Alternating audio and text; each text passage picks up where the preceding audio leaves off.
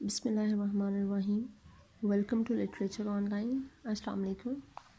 आज हम William Butler Yeats की पोइम करेंगे द सेकंड कमिंग। हम सबसे पहले इसके टाइटल को एक्सप्लेन कर लेते हैं। द सेकंड कमिंग ये लिखी इसने 1919 में और पब्लिश हुई 1921 में, राइट। और इसको अब अगर हम ये पीरियड अगर हम देखते हैं कि इसने ये लिखी तो इस पर किस चीज़ का इन्फ्लुएंस होगा, क्या चीज़ इसको जो मूड को इम्पेक्ट कर रही होगी, वो वर्ल्ड वॉर वन थी। क्योंकि वर्ल्ड वॉर वन जो है वो 1914 टू 1918 तक चली थी, फर्स्ट वर्ल्ड वॉर, ठीक है। अब वो बहुत ज़्यादा जो कत्लो गारत और ठीक है ये सारा कुछ बहुत ज़्यादा डिस्ट्रक्टिव किस्म का सारा माहौल था, तब इसने ये पोइम लिखी थी। और इसमें ये उसी चीज़ को ही एक्सप्रेस कर रहा है जो इसका उस वक्त बिल्कुल पैसिमिस्टिक किस्म का जो इसका मूड है वो इसमें। अब ये सेकंड कमिंग का क्या मतलब है?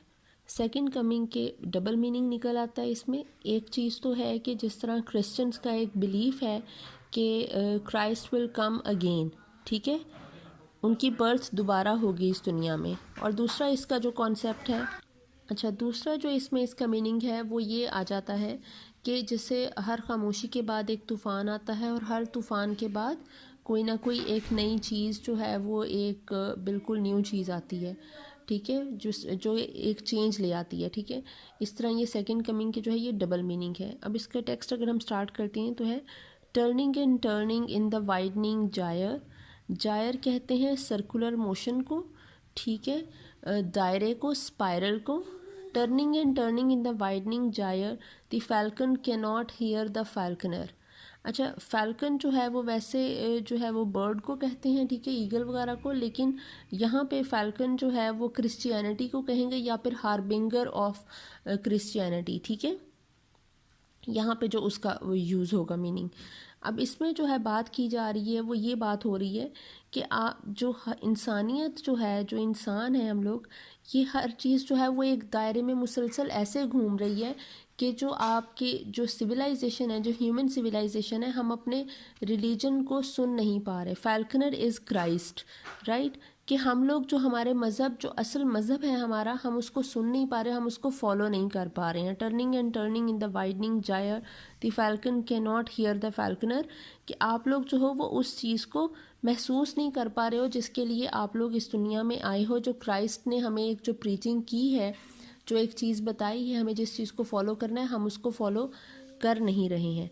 ये बेसिकली इसने जो है ये थीम लिया है, ये इससे है कि ये थोड़ा सा अगर आप आएँ तो अब बिग बैंग थ्योरी की तरफ अगर हम जाएँ तो ये जायर्स जो है इसने उस चीज़ से भी लिया है कि डिस्ट्रक्शन बहुत ज़्यादा हो चुकी है, ठीक है। जिस तरह बिग बैंग थ्योरी है कि हर चीज़ जो है वो बिल्कुल टुकड़ों में एक बहुत बड़ा ब्लास्ट हुआ और हर चीज़ जो है वो फ्रैगमेंट्स में वो यूनिवर्स जो है वो डिवाइड हो गई, और उसके बाद जैसे ये ज़मीन, सूरज, आसमान जो हैं ये चीज़ें तब वजूद में आई, ठीक है। उसी तरह अब जो ये जायर्स हैं वो हर चीज़ जो है वो अपने ऑर्बिट में अब घूम रही है, ठीक है। हर चीज़ का अपना एक सेंटर है और हर चीज़ अपने सेंटर के गिर्द घूम रही है। अब कह रहा है things fall apart the centre cannot hold. Things fall apart इसने चिन्मय अचेबी के नावल का टाइटल है, थिंग्स फॉल अपार्ट। उसमें वो थोड़ा सा रेसिज्म और जो कलोनियलिज्म के बारे में है, तो ये भी इस चीज़ का जो है वो इसमें आएगा कि आपकी ये जो वॉर्स हैं, आपकी सिविल वॉर्स हो गई हैं, आपकी जो दूसरे मुल्कों के साथ जो आपकी वॉर्स हैं, जो वर्ल्ड वॉर हुई है, ठीक है, ये सारा कुछ जो है ये सिर्फ तबाही ला रही है। थिंग्स फॉल अपार्ट, हर चीज़ स्कैटर होकर रह गई है, बिखर गई है हर चीज़। The centre cannot hold, जो आपका सेंटर है जिसके गिर्द आप रिवॉल्व कर रहे होते हो, ठीक है, जैसे आपकी ज़िंदगी का एक मकसद है वो आपकी ज़िंदगी का सेंटर बन जाता है, उसी तरह जो अर्थ है या मून है, हर चीज़ जो रिवॉल्व कर रही है ये अपने सेंटर के गिर्द घूम रही है, ठीक है। जब आपका सेंटर ही ख़त्म हो जाएगा तो ऑब्वियसली आप अपने ऑर्बिट में मूव नहीं कर सकोगे। जब आप अपने ऑर्बिट में मूव नहीं कर सकोगे तो आप इधर उधर बिखर के रह जाओगे कहीं भी विदाउट एनी वो ग्रेविटेशनल फोर्स जो होती है, जो आपको पुल कर रही होती है, जो आपको आपके सेंटर में रखे हुए होती है, वो आप पे असर नहीं करेगी, तो आप बिल्कुल अपने सिमत से दूसरी तरफ निकल जाओगे, ठीक है। तो अब आगे वो कहता है mayor anarchy is लूज्ड upon the world. Anarchy कहते हैं डिसऑर्डर को, ठीक है, जहाँ पे लॉ एंड जस्टिस नहीं होता, जहाँ पे सुकून नहीं होता, ठीक है। वो कह रहा है कि ये जो डिसऑर्डर है ये इस पूरी दुनिया पे छा गया है। लूज्ड अपॉन द वर्ल्ड के मतलब पूरी दुनिया इसकी हद में आ रही है, ठीक है, पूरी दुनिया पे है ये। The blood dimmed tide is loosed. Tide जो कहते हैं वो लहर को कहते हैं, ठीक है। ब्लड डिम्ड का मतलब है कि खून की नदियाँ बह गई हैं, क्योंकि वॉर हुई थी, ठीक है। 1918 में वॉर ख़त्म हुई है, 1919 में इसने ये पोएम लिखी थी। तो वो कह रहे the blood dimmed tide is loosed, कि हर तरफ जो है वो बिल्कुल खून ही खून है। And everywhere the ceremony of innocence is drowned. हर जगह पे जो आपकी इनोसेंस, सेरेमनी ऑफ इनोसेंस का मतलब है आपकी मासूमियत और आपकी जो आप में एक इंसानियत और एक थोड़ी सी एक किसी दूसरे के लिए आपके जहन में एक ख्याल होता है, ठीक है, जो केयर होती है, आपकी जो काइंडनेस है, वो सारा कुछ बह गया है। जैसे सुनामी वगैरह कुछ आता है या फ्लड आता है, वो अपने साथ सब कुछ बहा कर ले जाता है ना, वैसे ही ये जो अभी वॉर हो रही है और सारा कुछ, ये जो सारा माहौल है, ये अपने साथ इंसानों में से इंसानियत को लेकर बह गया है, ठीक है। The best lack all conviction. Best यहाँ पे कहा गया है जो एरिस्टोक्रेटिक पीपल थे, जो हायर पीपल थे, ठीक है, अमीर लोग थे। लैक का मतलब होता है कमी होना, एंड कन्विक्शन इज़ फेथ, के जो अरिस्टोक्रेटिक लोग हैं, जो अमीर लोग हैं, उनमें फेथ की कमी है, यकीन की कमी है अपने रिलीजन पे, क्रिश्चियनिटी पे, ठीक है। While the worst are full of passionate intensity. Worst कहा गया यहाँ पे पुअर पीपल को, कॉमन पीपल को, ठीक है। और पैशनेट इंटेंसिटी का मतलब है कि वो लोग फनेटिक्स बन चुके हैं, वो बहुत ज़्यादा गुस्से में हैं, बहुत ज़्यादा एंगर है उनमें, ठीक है, उनमें गुस्सा भरा पड़ा है। कि जो अमीर लोग हैं उनमें तो फेथ है ही नहीं, उनमें यकीन की कमी है, और जो गरीब हैं वो अपने इस हालत की वजह से वो बहुत ज़्यादा गुस्से में आ गए हैं, ठीक है। उसके बाद वो नेक्स्ट स्टेंजा में बात करें, surely some revolution is at hand. अच्छा, रेवोल्यूशन कहते हैं वही को जब कोई एक चीज़ आपको, कोई मैसेंजर, ये कोई मैसेज आता है जो आपकी दुनिया में, आपकी ज़िंदगी में एक जो है वो डिफरेंस लेकर आता है, ठीक है। Surely some revolution is at hand, surely the second coming is at hand.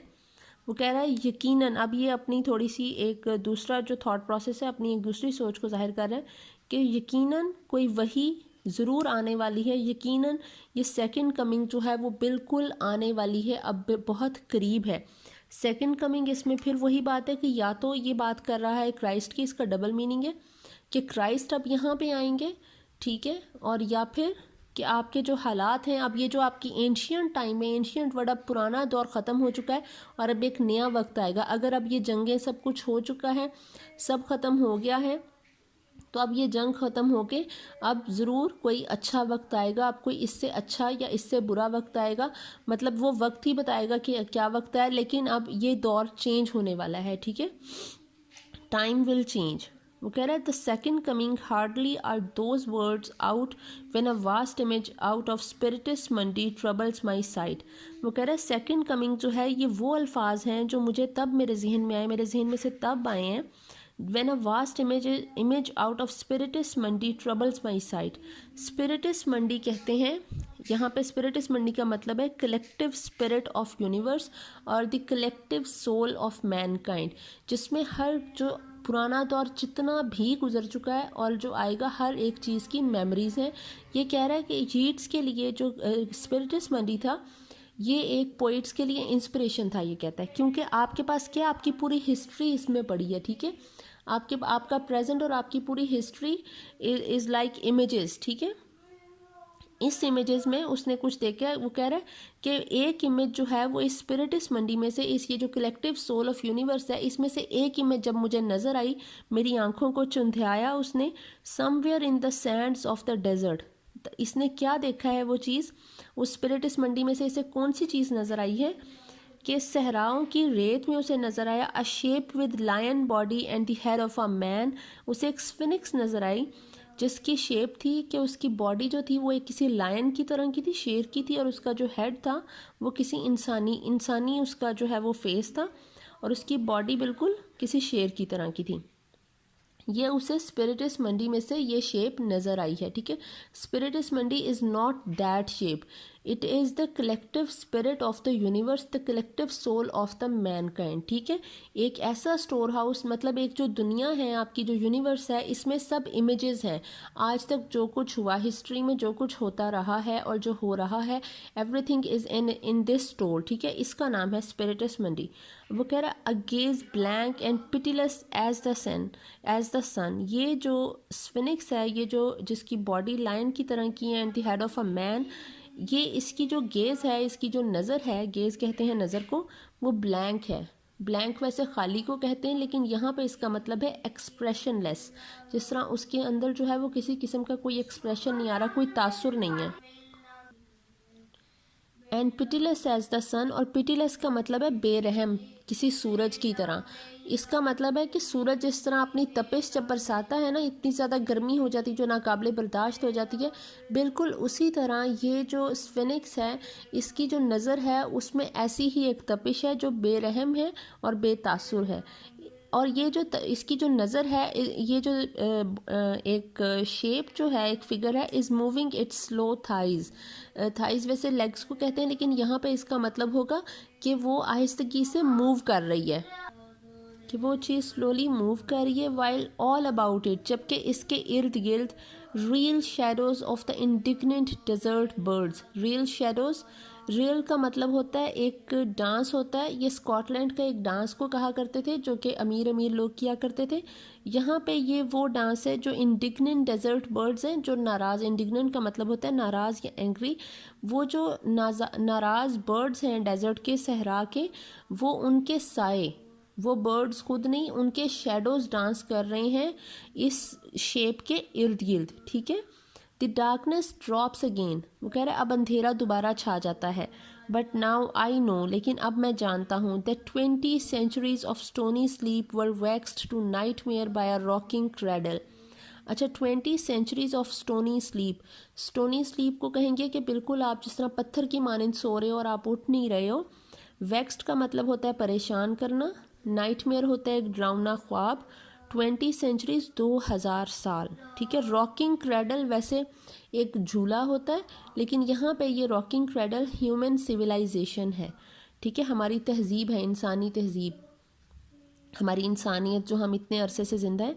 ये 20 centuries इसने ज़िक्र किया है उस चीज़ का जो कि इनका क्रिश्चियंस का बिलीफ है कि हज़रत ईसा अलैहिस्सलाम के आने से पहले तक, हज़रत ईसा अलैहिस्सलाम के जो हैं वो इंसानी तहजीब के शुरू होने के 2000 साल बाद आए हैं, ठीक है। मतलब इंसान जो है वो उनसे 2000 साल पहले का एग्जिस्ट करता है, लेकिन वो जहालत में रह रहा था, इग्नोरेंस में रह रहा था। हम क्रिश्चियंस भी ये बिलीव करते हैं कि हज़रत मोहम्मद सल्लल्लाहु अलैहि वसल्लम के आने से पहले का दौर जहालत का दौर था। उसी तरह क्रिश्चियंस का अपना बिलीफ है कि हज़रत ईसा अलैहिस्सलाम के आने से पहले का दौर जहालत का दौर था, बिल्कुल बारबरिज्म था, ठीक है। तो वही चीज़ है कि वो कह रहा है 20 centuries of stony sleep were vex to nightmare by a rocking cradle, कि ये जो हमारी जो इंसानी तहजीब है ना, ये 2000 साल तक एक ऐसी नींद सोती रही है जो कि सिर्फ एक नींद नहीं थी, बल्कि वो एक डरावना ख्वाब बन चुका था। मतलब इस दौर में ये जो 2000 साल गुजरे हैं, इन 2000 सालों में बहुत बुरा सब कुछ हुआ, ठीक है। And what rough beast its hour come round at last, और वो कह रहा है रफ बीस्ट का मतलब है एक ख़तरनाक किस्म की कोई स्पीशी जो है वो आ रही है। Its hour come round at last, आखिरकार उसका वक्त अब आ चुका है। Slouches towards Bethlehem to be born, और वो जो स्पीशी है, ये जो रफ बीस्ट है, ये अब बैथलम की तरफ मूव कर रहा है अपनी पैदाइश के लिए, वो पैदा हो रहा है। स्लाउचेस का मतलब होता है कि आप अपसाइड डाउन जो है वो, स्लाउचेस का मतलब होता है कि आप अपना जो है ना वो सर आपका जब नीचे होता है, ठीक है, आप बेंड किया होता है अपनी गर्दन को, तो उस चीज़ को स्लाउच कहते हैं। यहाँ पे ये एक किस्म की वो भी बात हो जाएगी जिस तरह जो एक बेबी है वो बर्थ के टाइम पे अपसाइड डाउन होता है, तो ये उस चीज़ को कह रहा है कि स्लाउचेस टुवर्ड्स बैथलम टू बी बॉर्न। अब ये जो स्पीशी है, ये रफ बीस्ट भी बिल्कुल उसी पोजीशन में बैथलम की तरफ जा रहा है अपनी पैदाइश के लिए। एक इसका जो वक्त अब आने वाला है, ठीक है। अच्छा, ये जो इसमें एक जो मैसेज निकलता है वो ये भी चीज़ है कि यीट्स जो है वो ख़ुद बिलीव करता था कि दुनिया जो है ना वो इस वक्त एक ऐसी एज पे खड़ी है जो कि एज है एक अपोकलिप्टिक रेवोल्यूशन की। ठीक है, कि हिस्ट्री जो है वो एक ऐसी जगह पे पहुंच गई जो आपका एंड जायर है ना वो आपका बिल्कुल जो है वो आउटर जायर वो आपका इनर जायर से मिल चुका है। मतलब आपकी वही बिग बैंग थ्योरी वाला जो है वो वक्त आ चुका है कि वो जो डिस्ट्रक्शन हुई थी और हर चीज़ तहस नहस हो गई थी, अब फिर वही टाइम है। दो के ऑल तो ये बात इसने सेकंड कमिंग जो है वो थोड़ा बिब्लिकल रेफरेंस लिया है, लेकिन जब ये एंड में इसने रफ बीस्ट कहा है, इसका मतलब है कि जो भी स्पीशी या जो वक्त भी और जिसकी ये बात कर रहा है वो जो आने वाला है वो इससे ज़्यादा ख़तरनाक और टेरिफिक होगा।